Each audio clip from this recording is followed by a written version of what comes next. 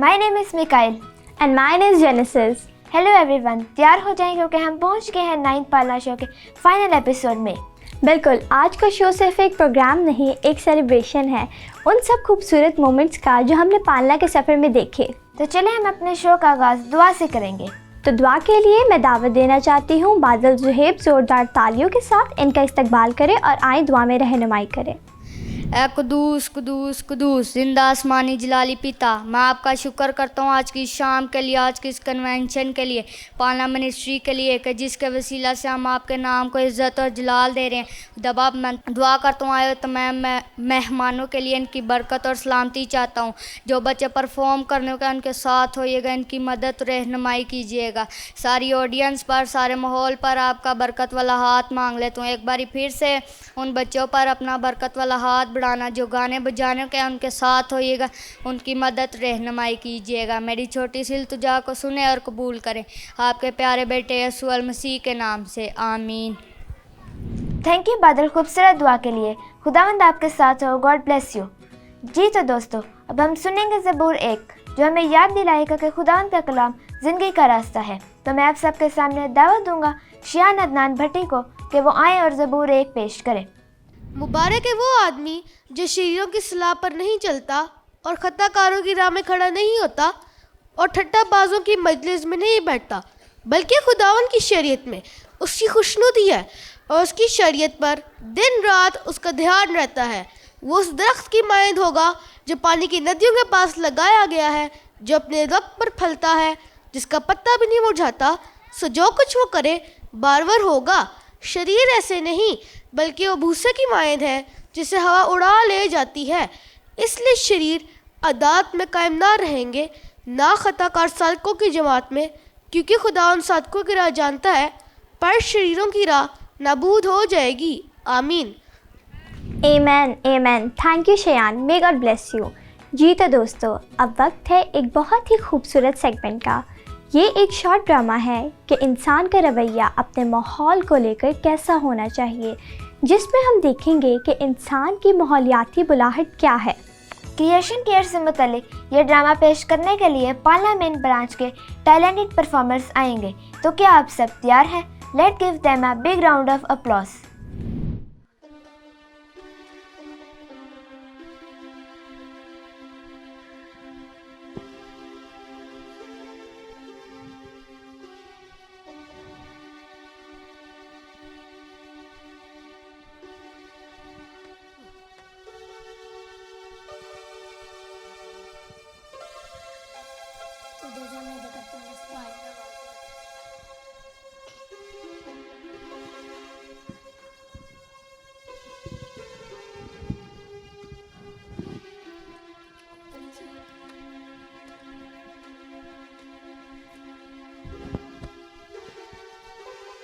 वह पता नहीं घर वाले कितने चले गए, नजर ही नहीं आ रहे मैंने तो यार।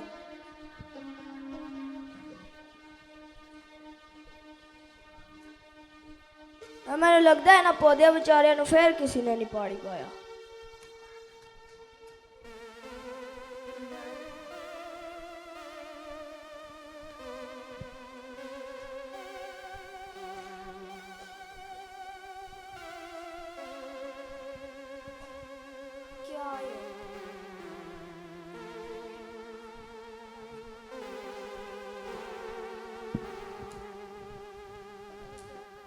मैनू लगता है ना पौधे बेचारिया नु फिर किसी ने नहीं पानी पाया। ओ भाई तू तो घर ही होना, तू तो पा देना पानी। अब्बा जी मैं ते बड़ा मसरूफ सा था, मैं ना पौधे पानी नहीं पाया। मैनू पता तेरी मसरूफियत दा। ओ कुड़िए तू तो घर ही होनी है, तू पानी पा देंदी। अब्बा जी मैनू तो अच्छे नहीं लगते, मैं क्यों पानी पावा? आंदे ही बोलन लग गए ने ना, ते आप ही पा लेंदे पानी। ओ अच्छा अच्छा ठीक है, अभी कोई जरूरी काम नहीं है। हुण कोई गरीब घर आ गया तो पानी भी पूछ लो।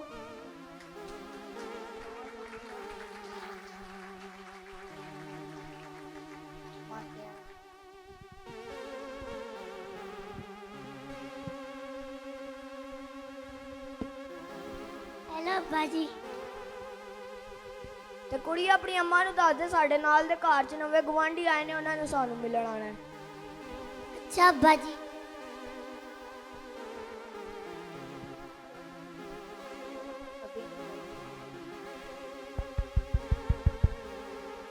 बादल कदम फोन दी जान छड़ भी दिया कर वेख दरवाजे च कौन है अच्छा सारा नु सलाम आज अब्बा मेहमान आए ओए आ भी गए ने सलाम भाजी सलाम भाजी सलाम बाजी जी सलाम आओ जी बोल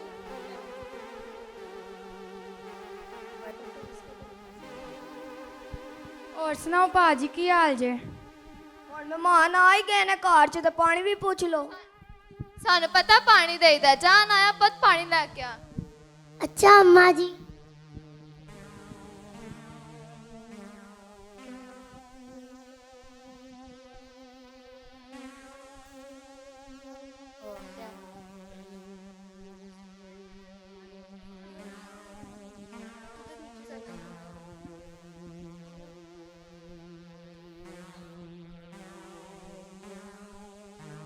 ਭਾਜੀ ਤੁਸੀਂ ਇੰਨੇ ਹੀ ਜੀਓ ਹਾਂਜੀ ਭਾਜੀ ਆ ਮੇਰੀ ਬੇਗਮ ਹੈ ਮੇਰਾ ਮੁੰਡਾ ਤੇ ਉਹ ਮੇਰੀ ਕੁੜੀ ਹੈ ਭਾਜੀ ਅਸੀਂ ਵੀ ਬਸ ਚਾਰ ਜੀ ਐ ਮੇਰਾ ਮੁੰਡਾ ਤੇ ਆ ਮੇਰੀ ਕੁੜੀ ਤੇ ਆ ਮੇਰੀ ਬੇਗਮ ਹੈ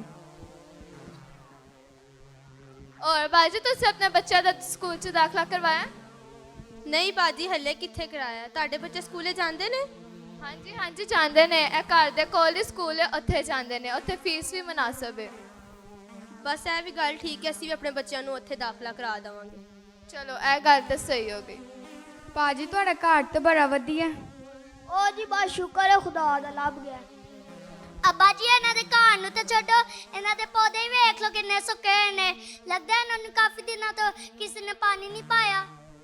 ਭਾਜੀ ਤੁਸੀਂ ਆਪਣੇ ਪੌਦਿਆਂ ਨੂੰ ਪਾਣੀ ਨਹੀਂ ਪਾਉਂਦੇ ਹੋ ਵੇਖੋ ਕਿੰਨੇ ਸੁੱਕੇ ਹੋਏ ਨੇ ਉਹ ਨਹੀਂ ਭਾਜੀ ਪਾਣੀ ਤੇ ਰੋਜ਼ ਦੇਈਦਾ ਬਸ ਅੱਜ ਟਾਈਮ ਨਹੀਂ ਲੱਗਾ ਹਾਏ ਬਾਜੀ ਤੁਸੀਂ ਕਿਉਂ ਨਹੀਂ ਆਪਣੇ ਪੌਦਿਆਂ ਨੂੰ ਪਾਣੀ ਦਿੰਦੇ ਹੋ ਇਹਨਾਂ ਦੀ ਵਜ੍ਹਾ ਤੋਂ ਸਾਨੂੰ ਆਕਸੀਜਨ ਮਿਲਦੀ ਹੈ ਨਹੀਂ ਬਾਜੀ ਪਾਈਦਾ ਹੈ, ਅੱਜ ਟਾਈਮ ਨਹੀਂ ਲੱਗਿਆ अंकल जी ਅਸੀਂ ਵੀ ਆਪਣੇ ਘਰ ਪੌਦੇ ਲਗਾਏ ਨੇ ਤੇ ਅਸੀਂ ਉਹਨਾਂ ਨੂੰ ਹਰ ਰੋਜ਼ ਪਾਣੀ ਦਿੰਦੇ ਆ ਤੇ ਉਹਨਾਂ ਦੀ ਸਫਾਈ ਦਾ ਖਿਆਲ ਰੱਖਦੇ ਆ। ਯਾਰ ਕੀ ਇਹਨਾਂ ਨੂੰ ਵੀ ਸਾਡੀ ਤਰ੍ਹਾਂ ਪਾਣੀ ਦੀ ਲੋੜ ਪੈਂਦੀ ਹੈ जी यकीनन जन जैसी भी पानी के बगैर जिंदा नहीं रह सकते हो जी ये भी तो पानी के बगैर आहिस्ता आहिस्ता मर जाते ने क्योंकि ये भी तो जानदार ही ने। ਉਹ ਅੱਛਾ ਪੁੱਤਰ ਮੈਨੂੰ ਇਹਨਾਂ ਗੱਲਾਂ ਦਾ ਪਤਾ ਨਹੀਂ ਸੀ ਹੁਣ ਮੈਂ ਅੱਛੀ ਤਰ੍ਹਾਂ ਇਹਨਾਂ ਦੀ ਰਖਵਾਲੀ ਕਰਾਂਗਾ ਤੇ ਇਸ ਕੰਮ ਵਾਸਤੇ ਬੜਾ ਕੋਈ ਜ਼ਿਆਦਾ ਟਾਈਮ ਦੀ ਲੋੜ ਪੈਂਦੀ ਹੈ ਇਹਨਾਂ ਦੀ ਵਜ੍ਹਾ ਤੋਂ ਦੁਨੀਆ ਸੋਹਣੀ ਲੱਗਦੀ ਹੈ ਹਾਂਜੀ ਹਾਂਜੀ ਬਾਜੀ ਤੁਸੀਂ ਸਹੀ ਕਹਿ ਰਹੇ ਹੋ आओ आज असी मिलकर इन्हां दे पौधों नूं पानी पांदे ते इन्हां दी सफाई करदे हां। ਆਓ ਜੀ ਅਸੀਂ ਵੀ ਬੱਚਿਆਂ ਨਾਲ ਰਲ ਕੇ ਪਾਣੀ ਪਾਉਂਦੇ ਆ ਆਓ ਜੀ ਆਓ ਆਓ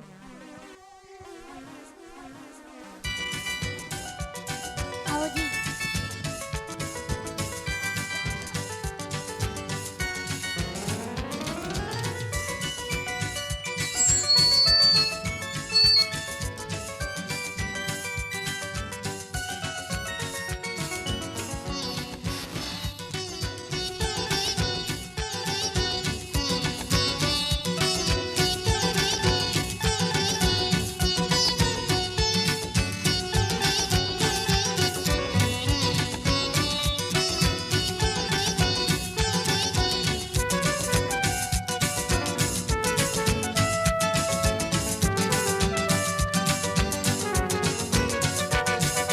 तुझे खुदावन ने चुन लिया है तुझे खुदावन ने चुन लिया है अजीम रुतबा अता किया है अजीम रुतबा अता किया है तुझे खुदावन ने चुन लिया है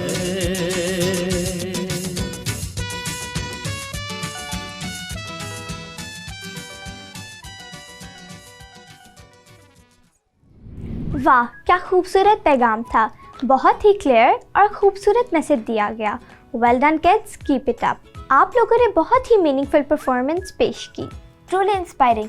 अगर हम मिलकर अमल करें तो हमारा माहौल और दुनिया एक बेहतर जगह बन सकती है, क्योंकि खुदावंद के कलाम में लिखा है खुदा ऐसे परस्तार ढूंढता है जो रूह और सच्चाई से उसकी परस्तिश करते हैं।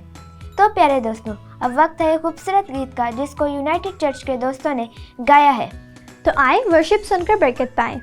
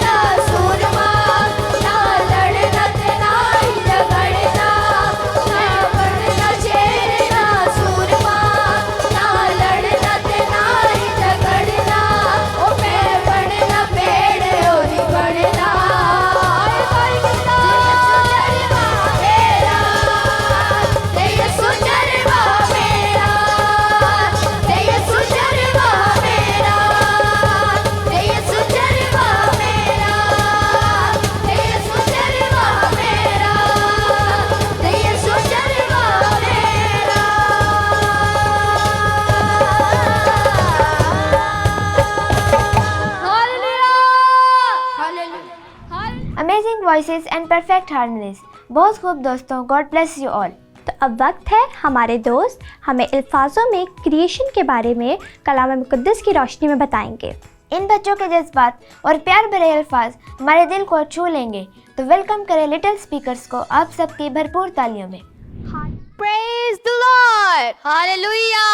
Praise the Lord. Hallelujah. Praise the Lord. Hallelujah. Good evening, everyone. Honorable all church leaders and believers of God. Greetings in the name of Jesus Christ, who is our Lord and our Savior. My name is Jessica Munir. I'm from Pak Taklid Al-Masih Church, Barako, Islamabad. I feel privileged to come here, and it's my first experience to be here. And so excited to see you all in this wonderful and blissful evening. My name is Alisha Waris. I am from Panla Ministry, Islamabad. My church name is Pak Taklid Al-Masih Church, G72, Islamabad. This evening, I will interpret in Urdu. मुसी खुदावंद के बुजुर्ग, मुबारक और प्यार भरे नाम में आप सबको हमारी तरफ से खुदा का और इत्मीनान आपको हासिल होता रहे। I thank God that I recognized God's calling in my life while I was very young. And because of that, today I'm standing in front of you. मैं खुदावंद का शुक्र अदा करती हूँ कि मैंने छोटी उम्र से ही खुदावंद की बुलाहट को अपनी ज़िंदगी में पहचाना है और इसी जज्बे की वजह से आज आप सबके सामने खड़ी हूँ। It's an honor for me to stand on this great platform of Palna.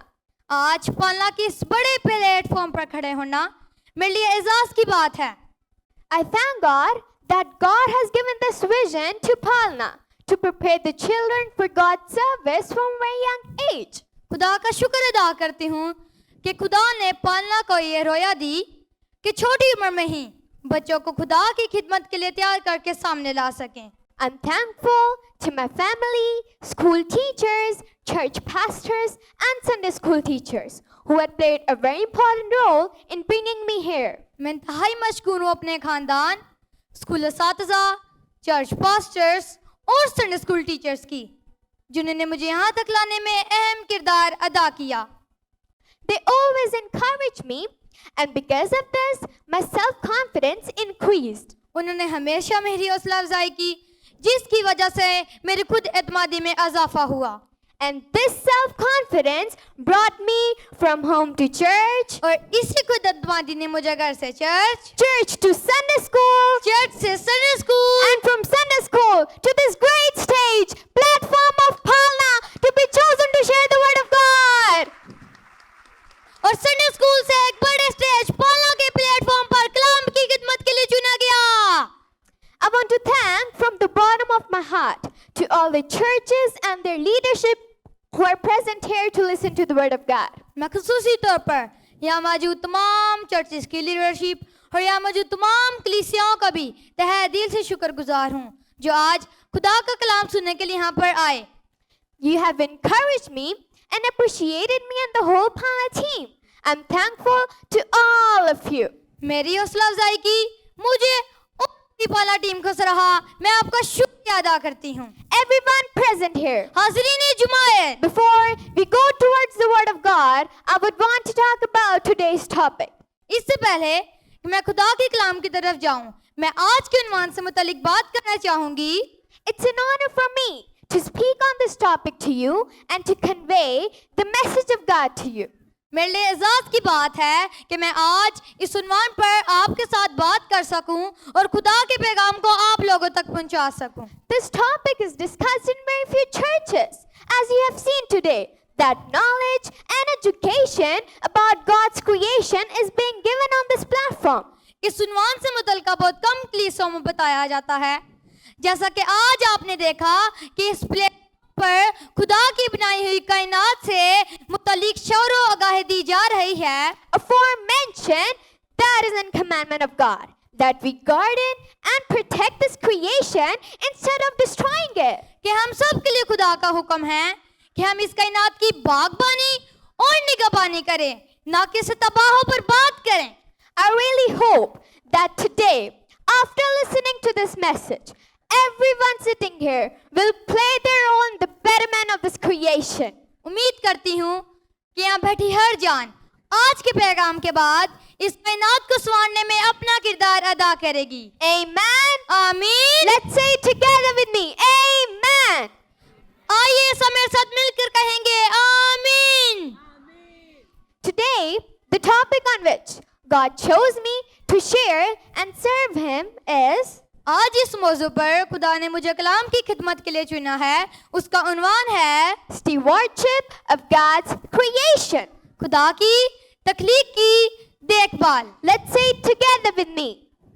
आइए सब मेरे साथ मिलकर कहेंगे Stewardship of God's creation. खुदा की तख्लीक की देखभाल। Those who have the word of God with them, let's open it with me. जिनके पास खुदा का कलाम मौजूद है वो मेरे साथ मिलकर निकालें। The book of Genesis, chapter 2, verse 15. पैदाइश की किताब उसका 2 बाब और उसकी 15वीं आयत। Before reading the scripture, I would want to request you that please stand on your places for the honor of His word. तिलावत से पहले आप सबसे दरख्वास्त करूंगी खुदा के कलाम के एहतराम के लिए अपनी जगह पर खड़े हो जाएं।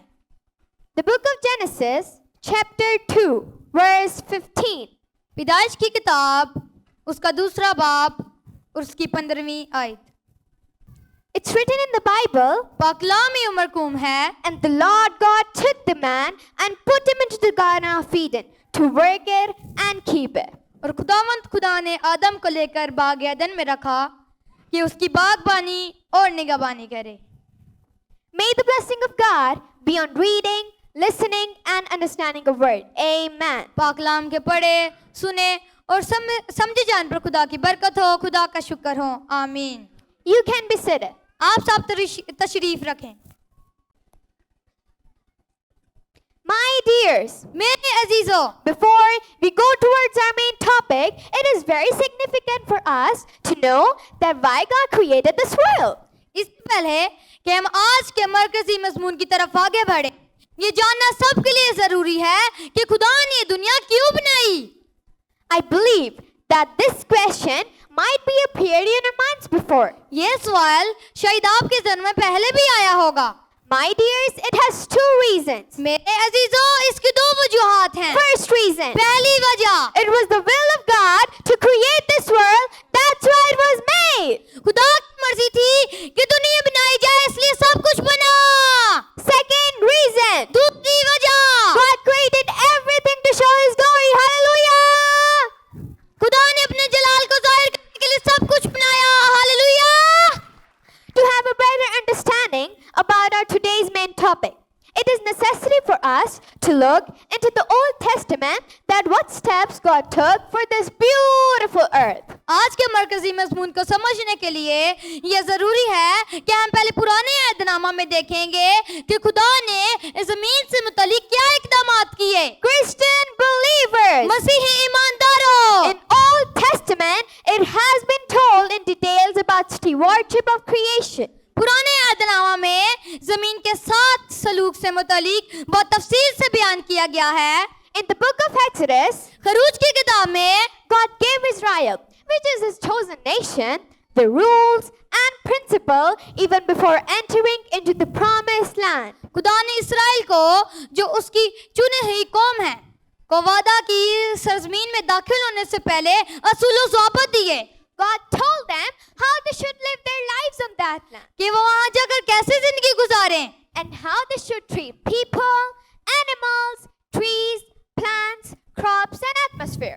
और लोगों, जानवरों, दरख्तों, फसलों और माहौल के साथ कैसा सलूक करें। According to Leviticus, एहबार की किताब के मुताबिक God asked to keep the Sabbath holy, खुदा ने कहा तुम सबत मनाना, a resting day after 6 days of work.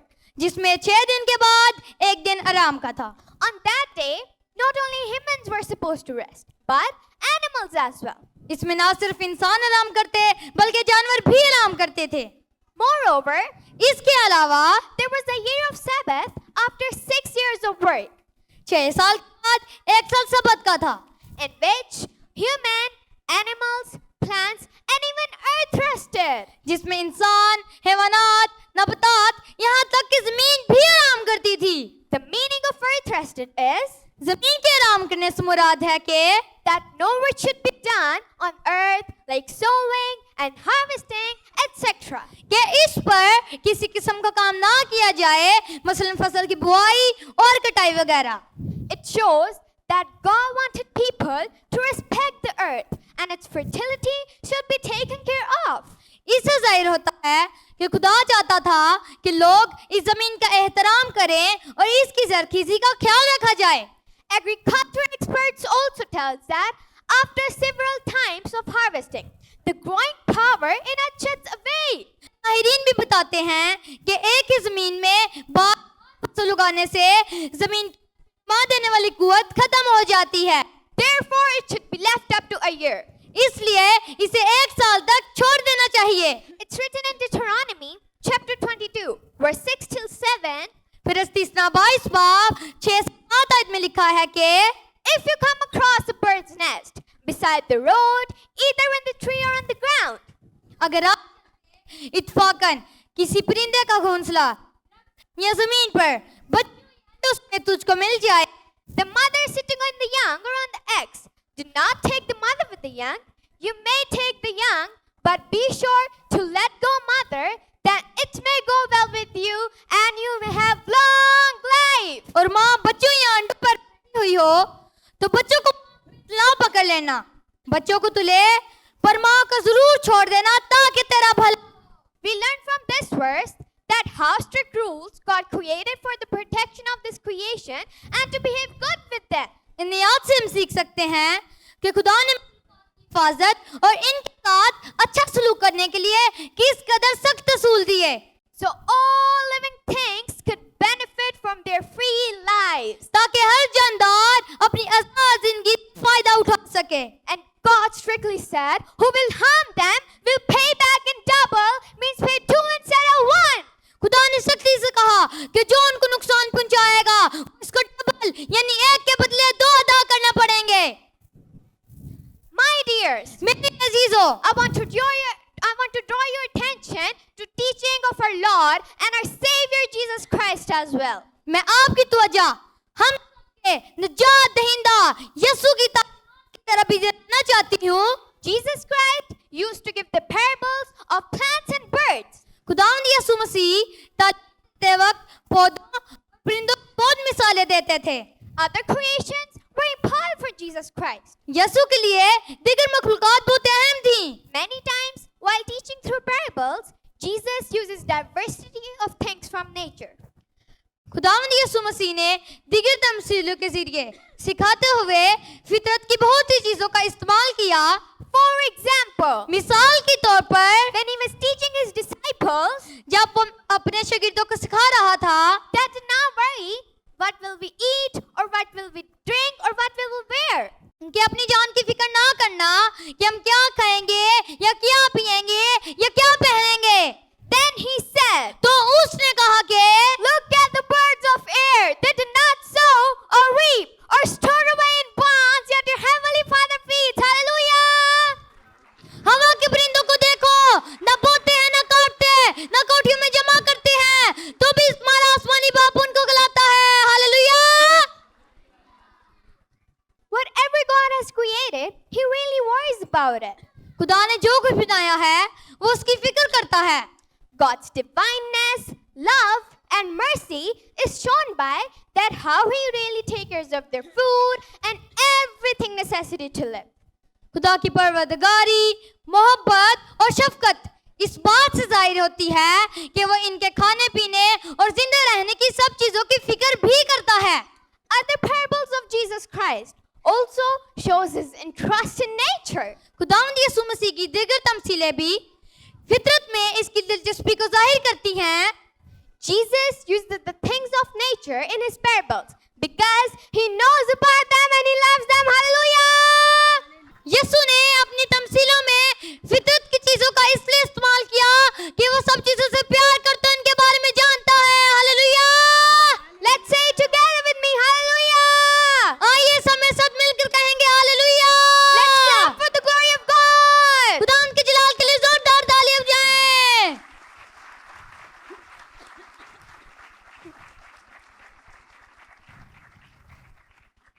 My leaders, मेरे अजीजों, today I want to put some facts of Bible in front of you. When we will study the Old Testament, we will know about them. मैं आपके सामने चंद बाइबली हक़ाइक़ रखना चाहती हूँ।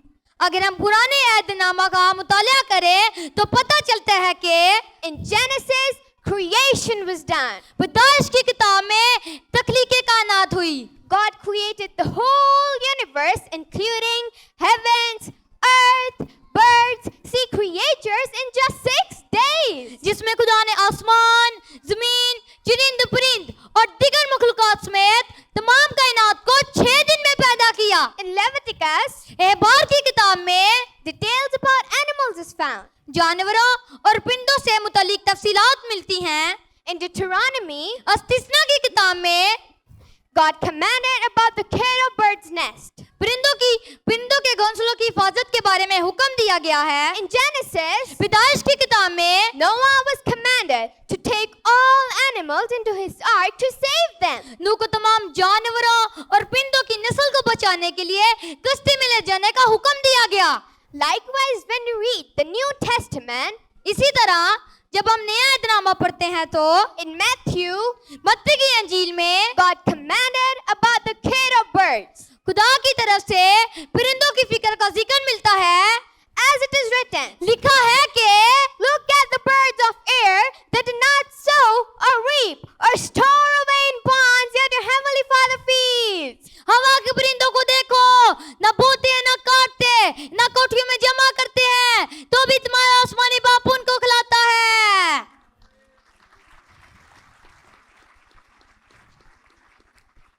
In John, यूहन्ना की अंजील में the parables about animals and birds is found. जानवरों के बारे में तमसील का जिक्र मिलता है। As it is written, लिखा है कि that Jesus called himself a good shepherd who take care of his sheep. यीशु ने खुद को अच्छा चरवाहा कहा जो अपनी भेड़ों की हिफाजत करता है। In Revelation, it is very clear that मुकाशफा की किताब में वाज़ेह जिक्र मिलता है कि all creations of heavens, earth, birds, and sea creatures praise God. Hallelujah! आसमान और जमीन, समुद्र की हर मखलूक ने खुदा की तमजीद की। Hallelujah! Let's say it together with me. Hallelujah! आइए सब मेरे साथ मिलकर कहेंगे hallelujah! Let's clap for the glory of God. खुदा उनके जलाल के लिए जोरदार ताली बजाएंगे।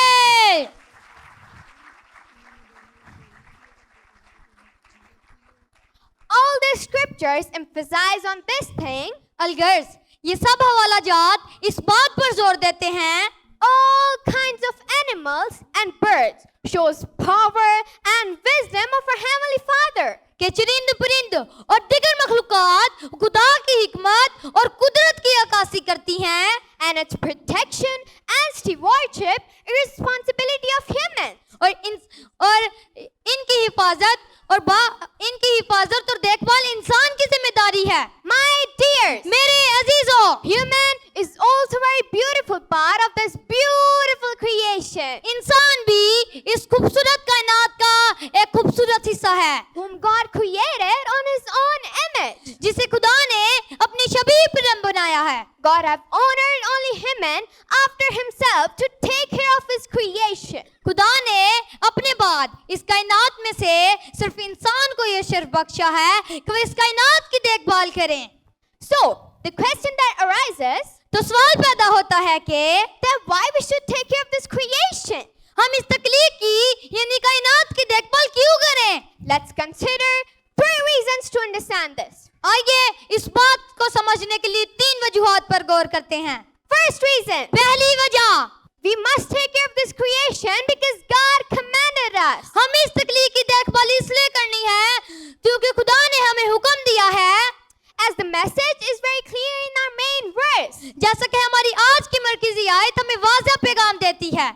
God created the whole universe according to His own will इस कायनात को खुदा ने अपनी मर्जी के मुताबिक कायम किया and gave humans responsibility to take care of it. और इंसान को इसकी देखभाल की जिम्मेदारी दी है। When we take care of this creation, we fulfill His will, and we fulfill His will by obeying His commandment. Hallelujah! जब हम तकलीफ की देखभाल करते हैं तो खुदा की मर्जी को पूरा करते हुए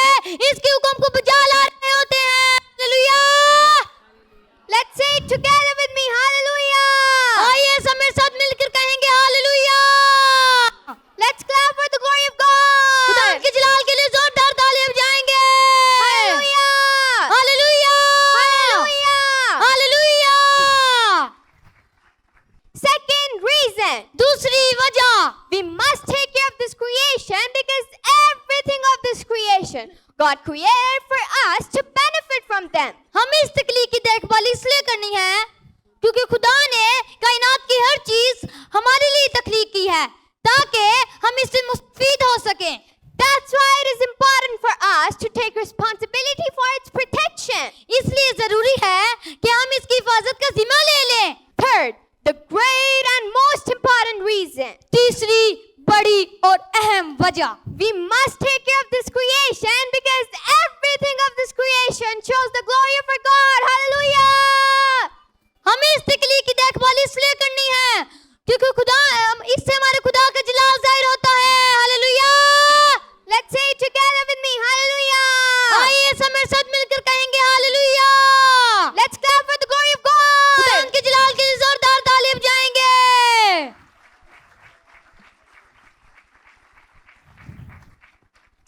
But Christian believers, मगर मसीही ईमानदारों, it is very sad to say that अफसोस से कहना पड़ रहा है every human being is destroying and wasting this creation. कि आज हर इंसान इस तकलीफ को बर्बाद और जाया करने पर लगा हुआ है। We use water, but not way to save it. हम पानी तो इस्तेमाल करते हैं मगर इसे बचाने की फिक्र नहीं करते। We litter, but not clean it. हम कचरा फैलाते हैं मगर सफाई का ख्याल नहीं रखते। We take out sources from earth, but not fill it again. हम जमीन से वसाइल निकालते हैं मगर इसे दोबारा भरते नहीं। We benefit from nature, but not protect it. हम फितरत से फायदा उठाते हैं मगर इनकी हिफाजत नहीं करते। We drink water from river, but not try to keep it clean. हम दरिया से पानी लेते हैं मगर इसे साफ रखने की कोशिश नहीं करते। We waste food, but not care about hungry people. हम खाने का ज़िया करते हैं मगर भूखों का ख्याल नहीं रखते। We hunt for animals, but not do anything to save those species. हम जानवरों का शिकार करते हैं मगर इनकी नस्ल को बचाने के लिए कोई इकदाम नहीं करते। We build buildings on earth, but do not protect fertile soil. हम जमीन पर इमारतें खड़ी करते हैं मगर सरखेज मिट्टी का तहफ्फुज़ नहीं करते। We use electricity, but do not understand the importance of it. हम रोशनी का इस्तेमाल करते हैं मगर बिजली बचाने की अहमियत को नहीं समझते। Cut forests, but do not care about their growth. हम जंगलात काटते हैं मगर इनकी दोबारा अफजाइश नहीं करते। We destroy the beauty of earth, but do not increase it. हम जमीन का हुस्न खराब करते हैं मगर खूबसूरती बढ़ाने की कोशिश नहीं करते। We destroy orchards, but do not build new orchards. हम बगात उजाड़ते हैं मगर नए बगात नहीं बनाते। We destroy nature, but do not take responsibility to keep it beautiful. हम फितरत को खराब करते हैं मगर इसे संवारने की जिम्मेदारी नहीं लेते। We spread pollution, but do not follow the rules to keep our environment clean. हम आलूदगी फैलाते हैं मगर माहौल को साफ रखने के असूल नहीं अपनाते। My dears, मेरे अजीजों, but by doing this, neither are we fulfilling the commandment of God, not खुदा- taking care of ourselves even. इससे ना तो हम खुदा के हुक्म को पूरा कर रहे होते हैं और ना अपना ख्याल कर रहे होते हैं। Churches of Pakistan, कलीसियाए Pakistan, today I want to ask you to take care of this creation and to fulfill His will by becoming a good gardeners and guardians. Hallelujah! मैं आप सबसे कहना चाहती हूँ कि हम इस कायनात की देखभाल के लिए एक अच्छा बागबान और निगाहबान बनकर खुदा की मर्जी को पूरा करें। Hallelujah! Let's say it together with me. Hallelujah! आइए सब मेरे साथ मिलकर कहेंगे hallelujah. Let's clap for the glory of God. खुदा उनके जलाल के लिए जोरदार ताली बजाएंगे। Hallelujah! Hallelujah! Hallelujah! Hallelujah! Christian believers, मसीही ईमानदारों, and because of the human lack of interest, negligence is being conducted about gardening and stewardship of creation. इंसान की अदम दिलचस्पी के बाइस बागबानी और निगहबानी की जिम्मेदारी से गफलत बढ़ती जा रही है। Sense of responsibility is over. एहसास जिम्मेदारी खत्म हो गई है। And because of the disobedience about God's commandment, national and even international atmospheric problems arises. और खुदा ने जो हुक्म इंसानों को दिया है उस हुक्म अदूली की वजह से आज मुल्की और बैनुल पर माहौलियाती मसाइल ने जन्म ले लिया है। For instance, जैसा कि increasing of pollution, माहौल की आलूदगी, natural disaster, कुदरती आफत, deforestation, कुदरती जंगलात का कटाव, global warming. आबोहवा में तब्दीली, These dangerous problems are increasing day by day. जैसे खतरनाक मसाइल का सामना इंसानों के लिए रोज बरोज बढ़ रहा है। My dears, मेरे अजीजों, saving the environment is responsibility of everyone. माहौल का बचाव हर एक की जिम्मेदारी है। We should work in it, whether it is at personal, family, at church, local, national or international level. जिसमें जाति, खानदान, मकामी और बैनुल कौमी सतह पर अपना मुस्बत किरदार अदा करना चाहिए। Unquestionably, the government of each country is more responsible for this. बेशक हर मुल्क की हुकूमत की ज्यादा जिम्मेदारी होती है। However, we cannot leave everything on government. लेकिन हम सब कुछ हुकूमत पर नहीं छोड़ सकते। According to our ranks and abilities, we all can do to save our environment. हम सब अपनी अपनी जगह और अपनी अपनी लियाकत के मुताबिक माहौल के बचाव के लिए कुछ ना कुछ कर सकते हैं। Through this, we can now keep our environment clean, but we can also save the creation of our Creator, the living God. इस तरह ना सिर्फ माहौल को साफ सुथरा रखा जा सकता है, बल्कि हम अपनी जिंदा खुदा की मखलूकात की हिफाजत भी कर सकते हैं। Then with all creation, we can praise our God, who is our Lord and our Creator. फिर हम सारे मखलूकात के साथ मिलकर खुदा की जो सबको खालिक और मालिक की तमजीद करेंगे।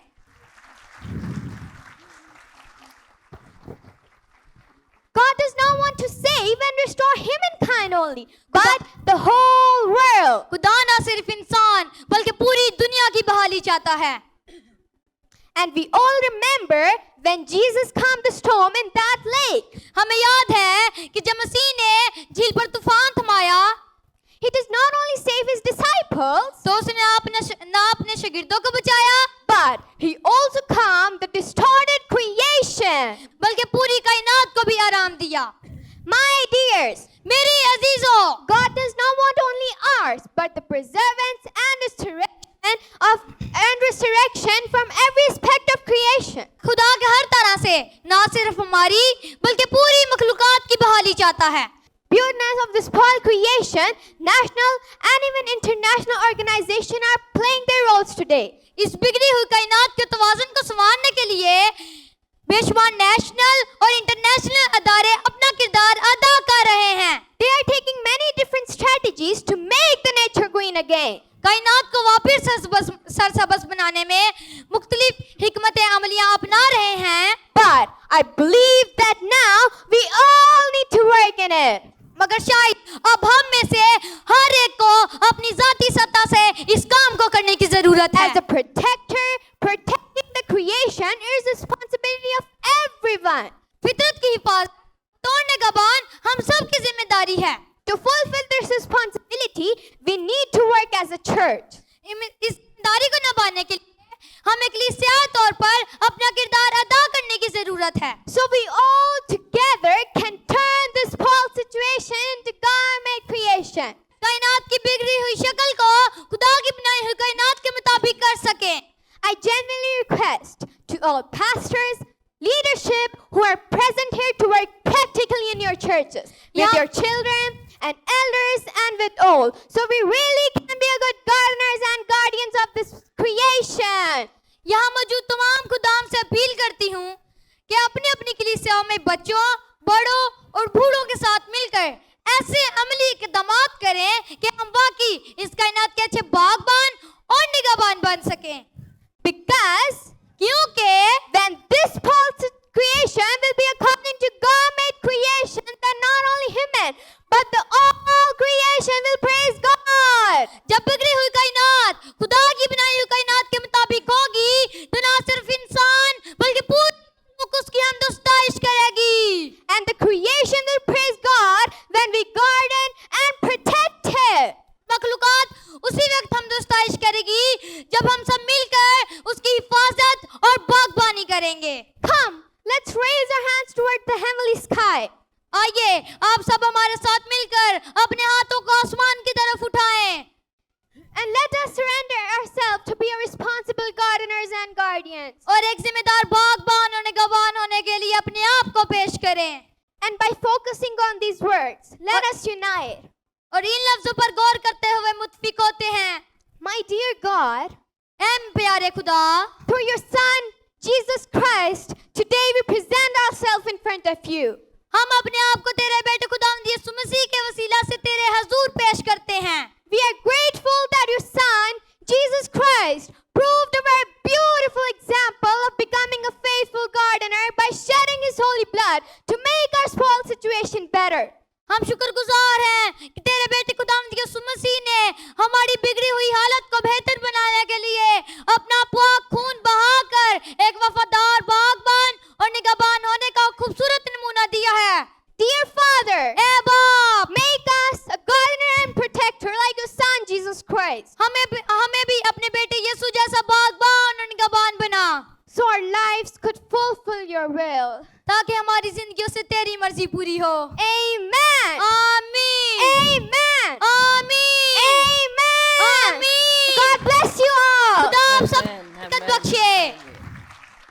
Hallelujah, praise the Lord. इतनी छोटी उम्र में इतनी गहरी बातें, खुदा इन बच्चों को और ज़्यादा अपनी हिकमत और इल्म में बढ़ाता रहे, आमीन। और इसी के साथ पालना शो अपने इख्तिताम को पहुंचा। इस शो में हमने देखा कि सिर्फ परफॉर्मर्स ही नहीं और ना ही ये लीडर्स हैं, बल्कि ये बिलीवर्स हैं और फ्यूचर की उम्मीद भी हैं। तो चलिए हम अपने खूबसूरत सफ़र का इख्तिताम थैंक यू के साथ करते हैं।